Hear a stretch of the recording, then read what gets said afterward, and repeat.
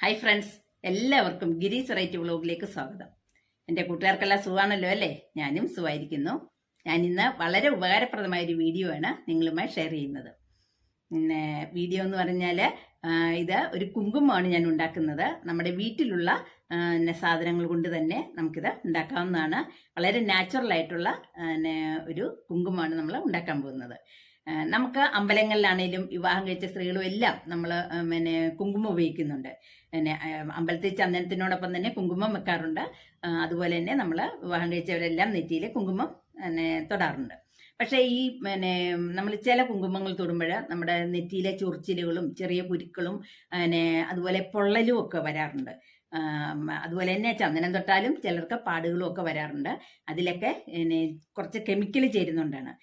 കാരണം ഈ ബിസിനസ് ചെയ്യുന്നവര് ബൾക്കായിട്ടാണ് ഉണ്ടാക്കുന്നത്. അപ്പോൾ അത് കേടാകാതിരിക്കാനൊക്കെ ആയിട്ട് നാളുകളോളം ഇരിക്കേണ്ടതല്ലേ. അപ്പോൾ കേട് കൂടാതിരിക്കാൻ വേണ്ടിയിട്ടാണ് അവരത് കുറച്ച് കെമിക്കലൊക്കെ ചേർക്കുന്നത്.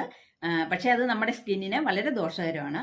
അപ്പം നമുക്ക് വളരെ എളുപ്പത്തിൽ നമുക്ക് കുറച്ച് ഉണ്ടാക്കിയാൽ മതിയല്ലോ. അത് കഴിയുമ്പോൾ പിന്നെയും വീണ്ടും ഉണ്ടാക്കാം. അങ്ങനെ ബൾക്കായിട്ട് ഉണ്ടാക്കാതെ വളരെ കുറച്ചുണ്ടാക്കുമ്പോൾ യാതൊരു കെമിക്കലും ചേർക്കാതെ തന്നെ ഉണ്ടാക്കാവുന്നതാണ്.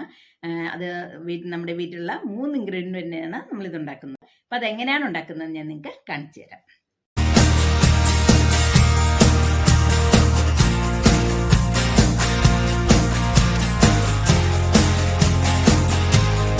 കുങ്കുമം ഉണ്ടാക്കുന്നതിന് ആവശ്യമായ സാധനങ്ങൾ എന്ന് പറയുന്നത് മഞ്ഞൾപ്പൊടിയും അതുപോലെ കുറച്ച് തൈരും പിന്നെ ഒരു 4 നാരങ്ങയും ചെറുനാരങ്ങയാണ്. പിന്നെ അതുപോലെ തന്നെ കർപ്പൂരവും. ഞാൻ ഇതുപോലത്തെ 3 കൂടാണ് എടുത്തിരിക്കുന്നത്. ഇത് നമുക്ക് മുഴുവൻ ആവശ്യമില്ല, വേണ്ടത് മാത്രം എടുത്താൽ മതി.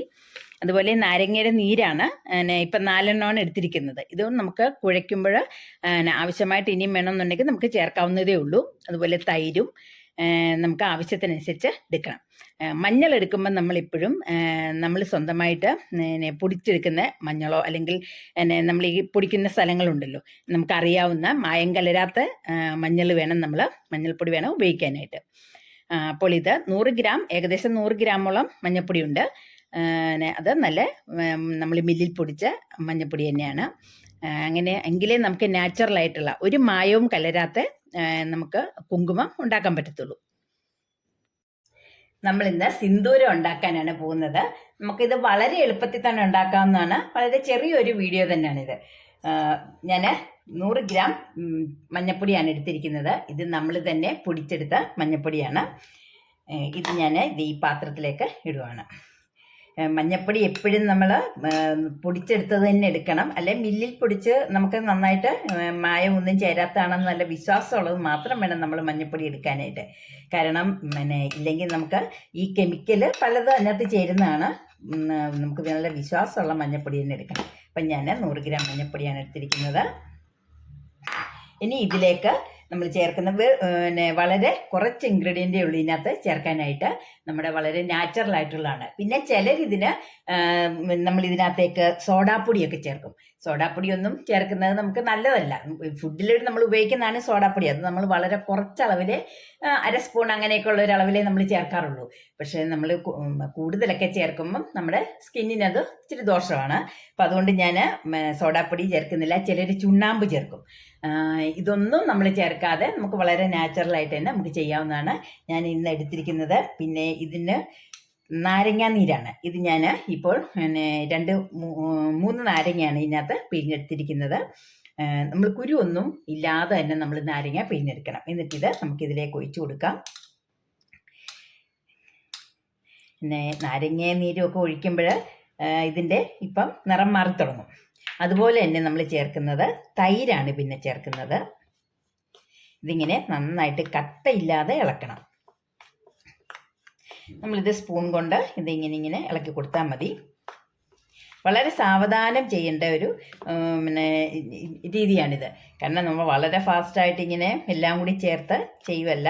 വളരെ ഇങ്ങനെ കുറേശ്ശെ ഇങ്ങനെ നാരങ്ങ നീരൊഴിച്ച് കൊടുത്തിട്ട് എൻ്റെ കട്ടയെല്ലാം നന്നായിട്ട് കളഞ്ഞതിന് ശേഷം വേണം. ഇതിപ്പോൾ സ്പൂൺ കൊണ്ടും ചെയ്യാം, അല്ലെങ്കിൽ നമുക്ക് നമ്മുടെ കൈ കൊണ്ട് തന്നെ ഈ കട്ടയെല്ലാം പിടിച്ചെടുക്കാവുന്നതാണ്.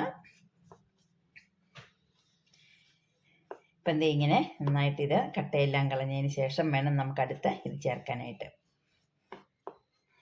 ഇത് നമ്മളെ സ്ത്രീകളെ എല്ലാവരും നെറ്റിയിൽ പറ്റുന്നതാണ്. ചിലർക്ക് ഇതിൻ്റെയൊക്കെ അലർജി വരാറുണ്ട്.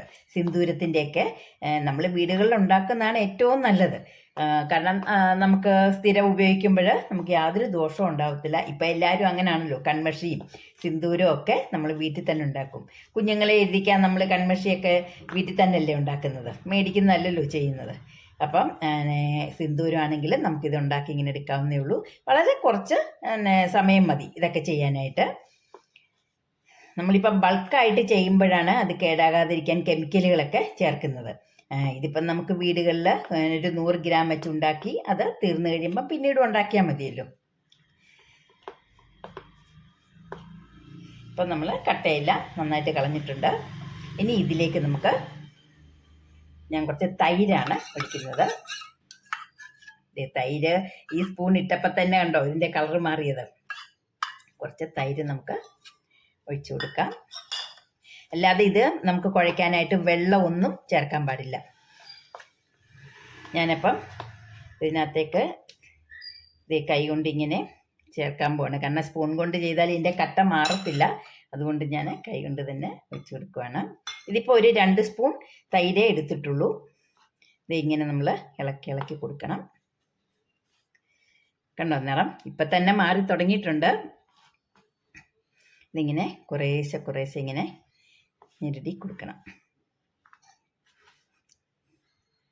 നാരങ്ങാ നീര് ഒഴിച്ചു കൊടുക്കുന്നതിനനുസരിച്ച് ഇതിൻ്റെ കളറിന് വ്യത്യാസം വന്നു തുടങ്ങും.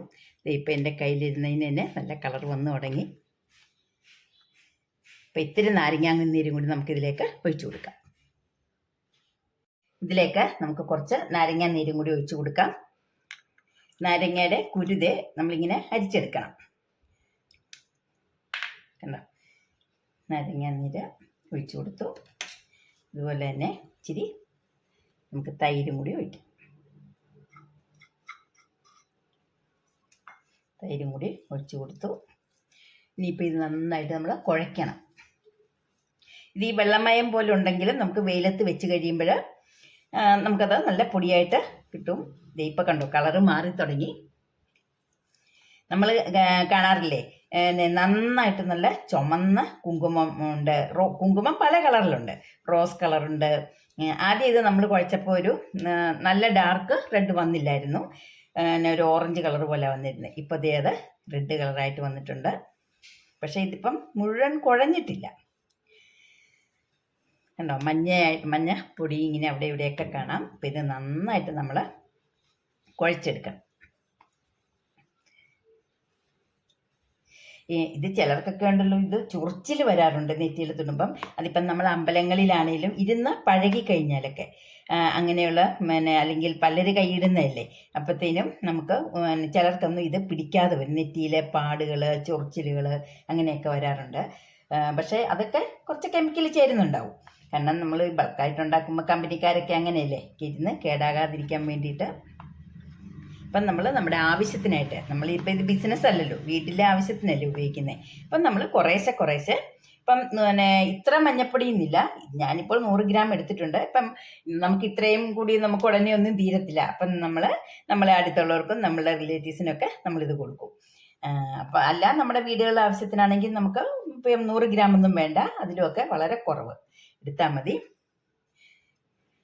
ഇതേ കണ്ടോ കളറ് കണ്ട. ഇങ്ങനത്തെ കളറിലെ കുങ്കുമമാണ് ഞാൻ തൊടുന്നത്. ഇതിനി നന്നായിട്ടൊന്ന് യോജിപ്പിച്ച് കൊടുക്കണം. നമുക്ക് ഇതിനകത്ത് ഇപ്പം കട്ടകളുണ്ട്. ഇത് ഇപ്പോൾ ഒരു കെമിക്കലും നമ്മൾ ചേർത്തിട്ടില്ല. നമ്മൾ ഇതിനകത്ത് ചേർത്തിരിക്കുന്നതെന്ന് പറയാനായിട്ട് 100 ഗ്രാം മഞ്ഞൾപ്പൊടി എടുത്തിട്ടുണ്ട്. അതുപോലെ നാരങ്ങാനീര്, അതിപ്പോൾ ഞാൻ ആദ്യം എടുത്തത് 3 എണ്ണമായിരുന്നു.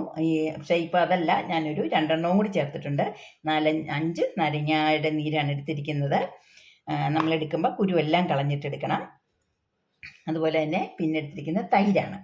തൈര് ഞാൻ ഒരു 4-5 സ്പൂൺ എടുത്തിട്ടുണ്ട്. കണ്ടോ കയ്യിൽ.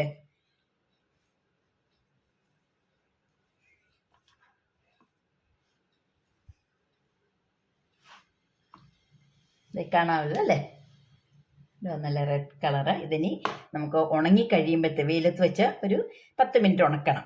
അപ്പോഴത്തേനും ഞാനിത് വേണമെങ്കിൽ ഒരു പ്ലേറ്റിലേക്ക് ഇടാം. അപ്പം നമുക്ക് കുറച്ചുകൂടി പ്ലേറ്റിൽ വെള്ളമയോ എല്ലാം തുടച്ചതിന് ശേഷം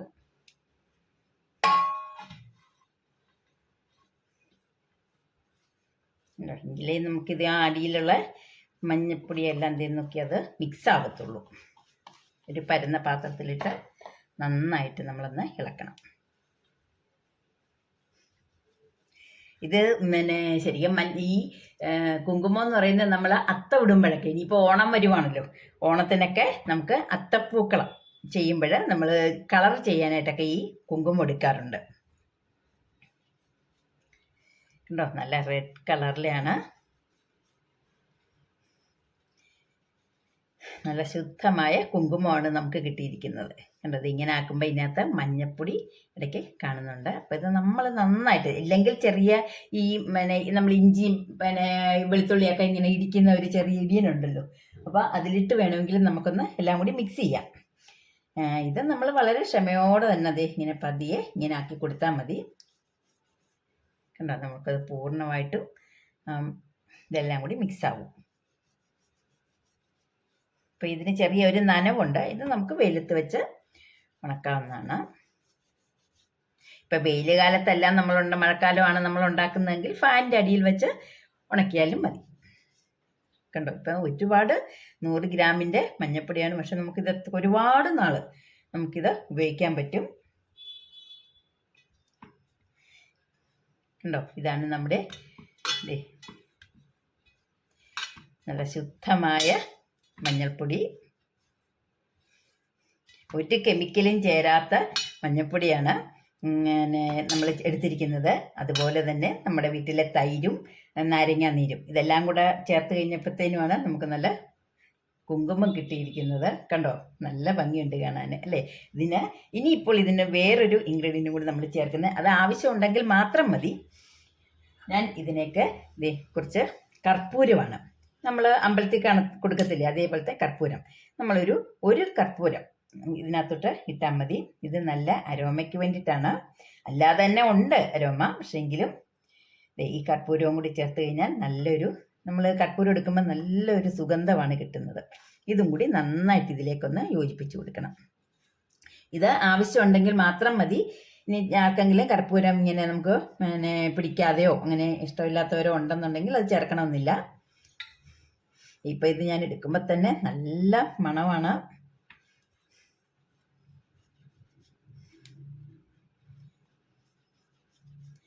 കണ്ടോ, ഇതാണ് നമ്മുടെ കുങ്കുമം.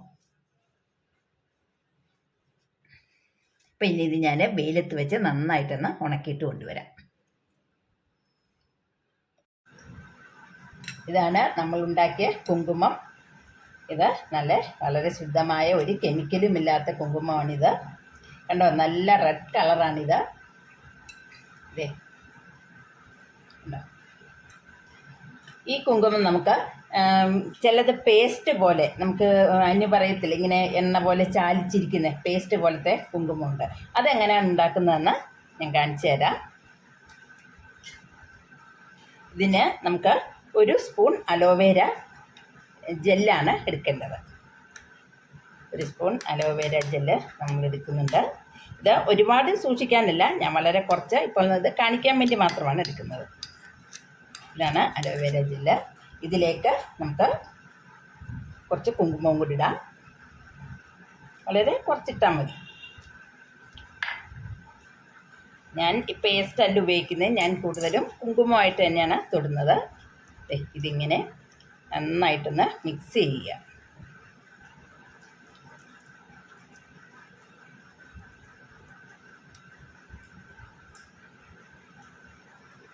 ഇത് ഇങ്ങനെ കുറച്ച് എണ്ണമയം മധുരേ ഇരിക്കാവുള്ളൂ, അല്ലാതെ നമുക്ക് കുറവാണെങ്കിൽ നമ്മൾ കുറച്ചുകൂടി പൊടിയിട്ട് കൊടുക്കുക.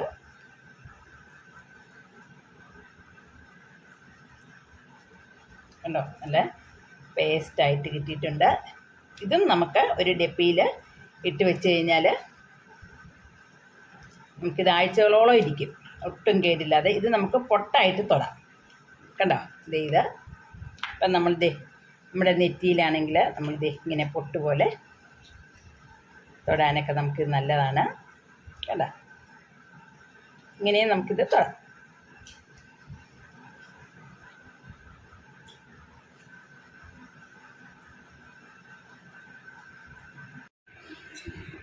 അപ്പോൾ നമ്മുടെ ഈ കുങ്കുമം ഉണ്ടാക്കിയ വീഡിയോ വളരെ ചെറുതാണ്, പക്ഷേ ഇത് നമുക്ക് വളരെ എളുപ്പത്തിൽ ഉണ്ടാക്കാൻ പറ്റുന്നതാണ്.